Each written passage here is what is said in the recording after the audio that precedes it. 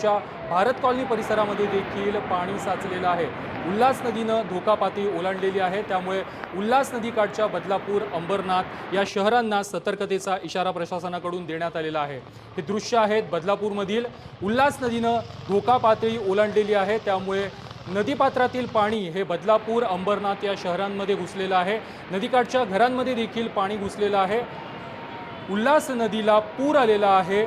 कर्जत, कसारा या भागांमध्ये जोरदार पाऊस सकाळपासूनच होतोय। बदलापूर, अंबरनाथ, कल्याण आणि उल्हासनगर या भागांमध्ये देखील जोरदार पाऊस कोसळतोय।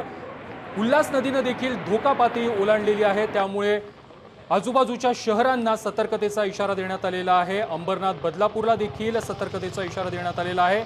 नदीकाठच्या घरांमधील लोकांना सुरक्षित स्थळी हलवण्यासाठी प्रशासनाने सध्या हालचाली अंबरनाथ आणि बदलापूरमध्ये सुरू केलेल्या आहेत।